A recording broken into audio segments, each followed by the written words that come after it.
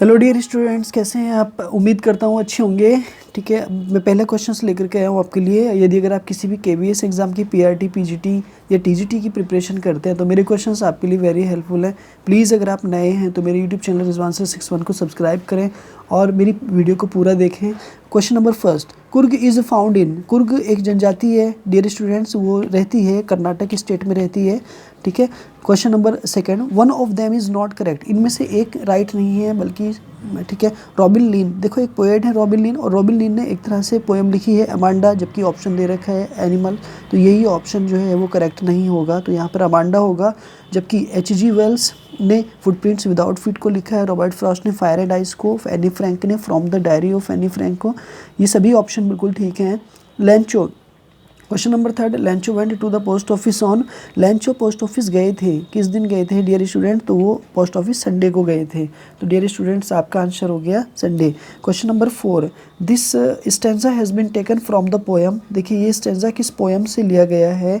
ये stanza dear students यहाँ पर दे रखा है, has given my heart a change of mood and saved some part of a day I had red.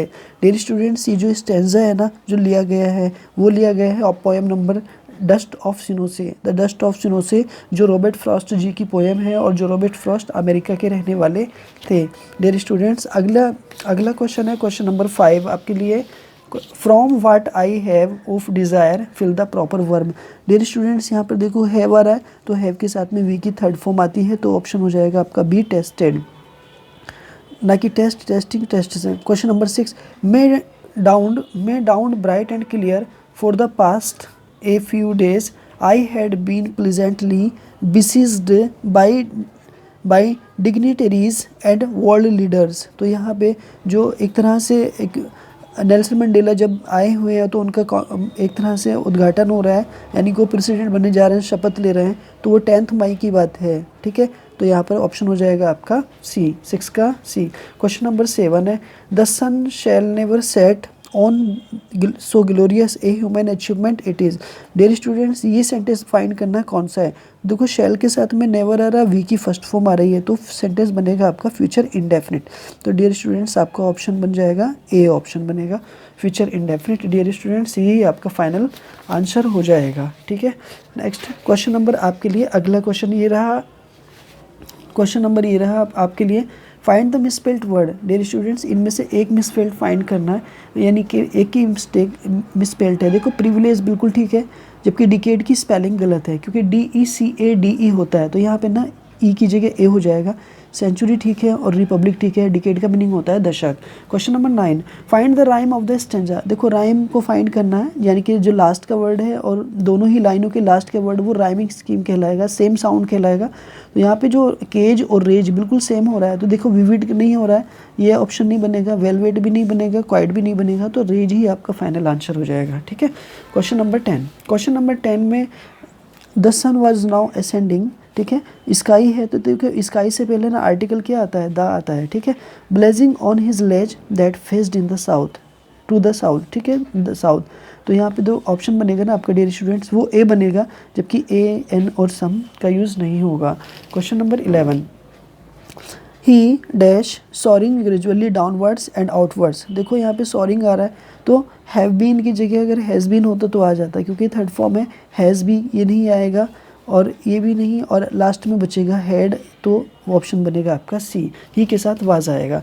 I should call Paris control soon. ठीक है, the capital of France is. तो देखो question number 12 में कहना चाह रहा है कि the capital of France, France की राजधानी इस पूरे सेंटेंस में है एक। ठीक है, तो डियर स्टूडेंट्स उसकी राजधानी है पेरिस, तो पेरिस ऑप्शन में बनेगा बी, तो फ्रांस की कैपिटल है Paris. Next is used in while last is used in. तो देखो नेक्स्ट का यूज़ फ्यूचर में होता है, तो फ्यूचर चेक करो कहाँ पर है, फ्यूचर ये रहा, तो यही आपका ऑप्शन बनेगा। While last is used in past, तो ये पास्ट में होता है।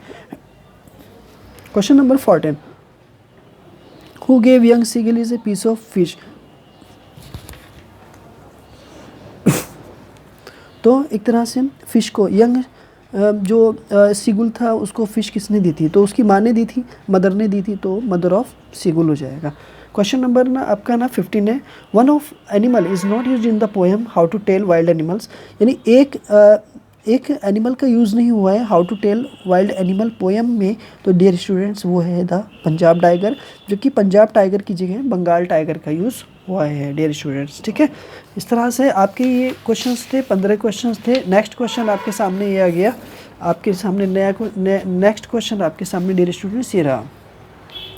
क्वेश्चन नंबर फर्स्ट है, journal, diary, log, memoirs are the part of, ये किसके हिस्से होते हैं, किसका पार्ट होता है? साइंस का बिल्कुल नहीं होता है, हिस्ट्री का नहीं होता है, जबकि ज्योग्राफी का भी नहीं होता है। ये पार्ट होते हैं लिटरेचर के, साहित्य के होते हैं। ठीक है, तो सेम मीनिंग ऑफ डिप्रेस्ड, देखो डिप्रेस्ड का मीनिंग होता है तनाव होना, एक तरह से टेंशन होना, है ना, परेशान होना। तो यहाँ पे आंसर बनेगा आपका ए, यानी सैड। सैड का मतलब दुखी होना, परस्यू का मीनिंग पीछा करना, रिमेन मीन्स बने रहना, और इम्प्रूव का मीनिंग सुधार करना। क्वेश्चन नंबर थर्ड आपके लिए, the correct punctuate the sentence is, देखो सही से पंक्चुएट करना है यहाँ पे। तो देखो यहाँ पे जो बी ऑप्शन है ना आपका, वही पंक्चुएशन सही बनेगा, बट यहाँ पे थोड़ा सा ना एम एक कैपिटल बनेगा, बाकी का आपका ऑप्शन बिल्कुल ठीक है, बाकी कोई दिक्कत नहीं है, बट बाकी के और बची हुई सेंटेंसेस में और ज़्यादा मिस्टेक है इसके मुकाबले। ठीक है, क्वेश्चन नंबर 4, क्वेश्चन नंबर 4 में जाऊंगा, the baker usually collected his bills, find the passive voice. देखो यहाँ पे पैसिव वॉइस फाइंड करना है, तो पैसिव वॉइस कैसे फाइंड करेंगे? सब्जेक्ट का ऑब्जेक्ट, ऑब्जेक्ट का सब्जेक्ट बना देते हैं। तो देखो यहाँ पे जो हिज बिल्स है ना, उसको सब्जेक्ट बना देंगे और हिज बिल्स के साथ में वर आ जाएगा, क्योंकि पास्ट है, तो आपका ऑप्शन बनेगा बी।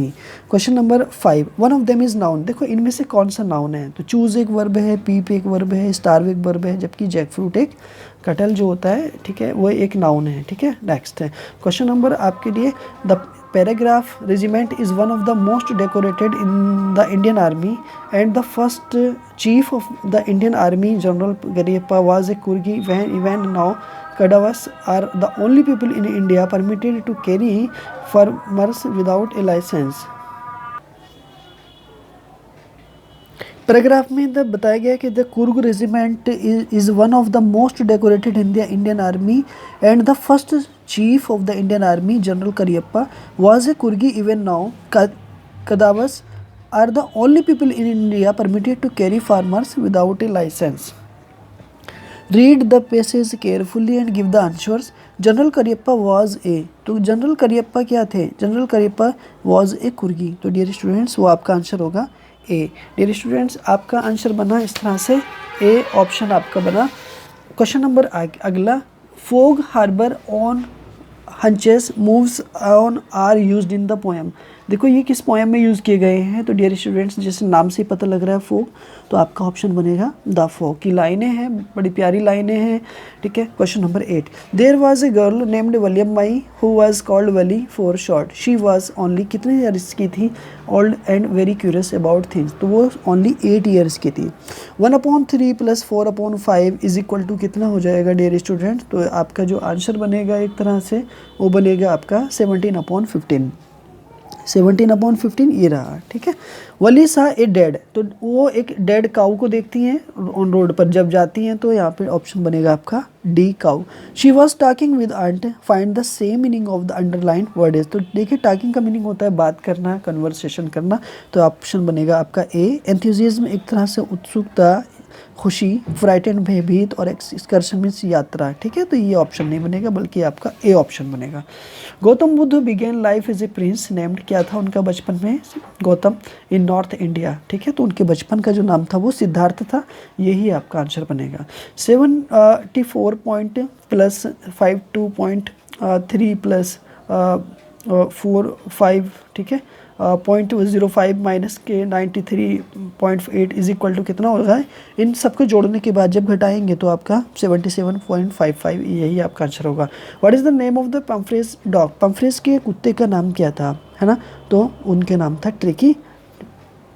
3x + के 4x is equal to 28, find the value of x, x की वैल्यू फाइंड करना है, तो यहाँ पे ऑप्शन आ जाएगा आपका 4। ठीक है, डियर स्टूडेंट्स मेरी क्लास में लेकर के आता हूँ, आप मेरी वीडियो को लाइक करें, दोस्तों में शेयर करें, और अगर नए हैं तो यूट्यूब चैनल को सब्सक्राइब करें।